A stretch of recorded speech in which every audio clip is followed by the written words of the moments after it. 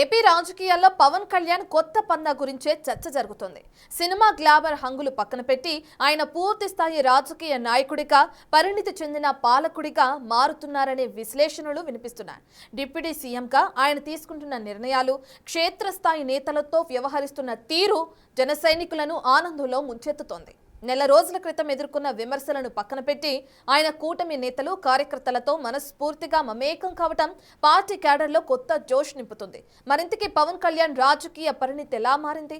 క్షేత్రస్థాయిలో పార్టీని బలోపేతం చేయడానికి ఆయన అనుసరిస్తున్న వ్యూహం ఏంటి? స్థానిక సంస్థల ఎన్నికల ముందు ఆయన తీసుకుంటున్న ఈ కీలక నిర్ణయాల వెనుక ఉన్న అంతరార్థం ఏంటి?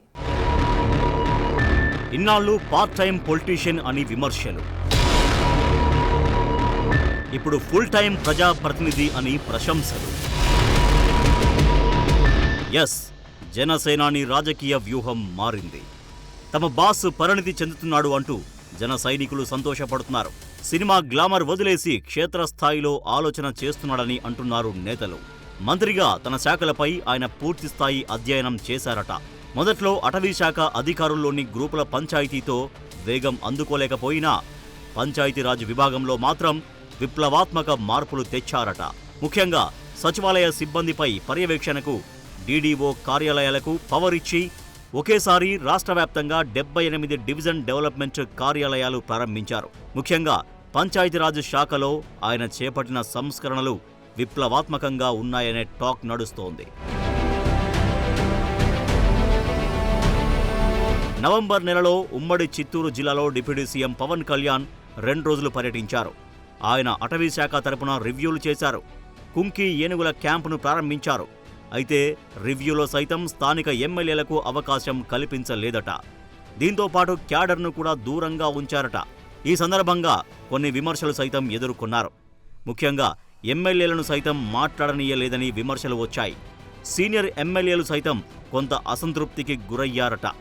అయితే రీసెంట్గా పవన్ డివిజన్ డెవలప్మెంట్ కార్యాలయం ప్రారంభోత్సవం కోసం చిత్తూరుకు వెళ్లారు.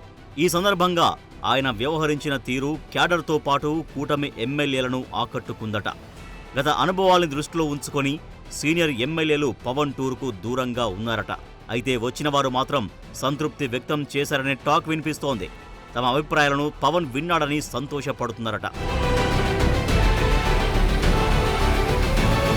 చిత్తూరు పర్యటనలో ఆయన వర్షంలో సైతం తిరుపతి విమానాశ్రయంలో స్వాగతం పలికిన కూటమి ఎమ్మెల్యేలతో పాటు జన సైనికులతో ముచ్చటించారు.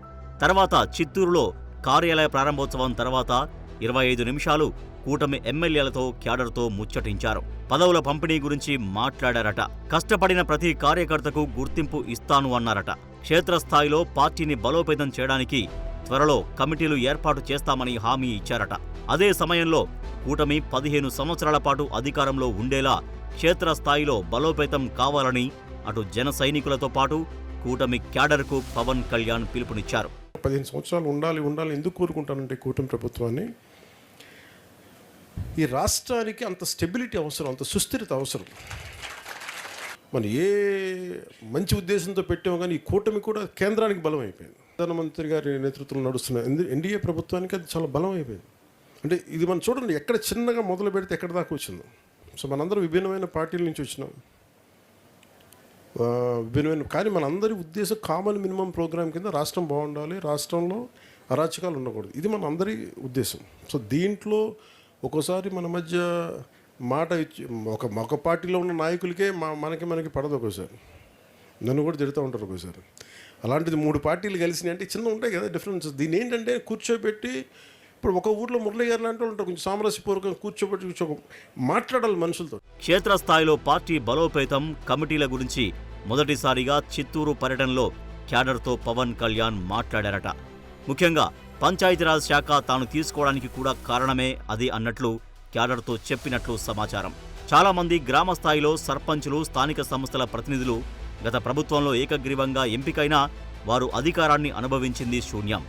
ఇలాంటి వారంతా గేటు దాటడానికి సిద్ధంగా ఉన్నారట. అయితే టీడీపీ ఎలాగూ రానివ్వదు. ఇలాంటి సమయంలో బీజేపీలోకి వెళ్లినా లాభం లేదు. అందుకే జనసేన అయితే కొంత ఉనికి ఉంటుందని అనుకుంటున్నారట. ఇలాంటి వారికి కూడా ప్రస్తుతం గేట్లు తీసే అవకాశం ఉందని అంటున్నారు.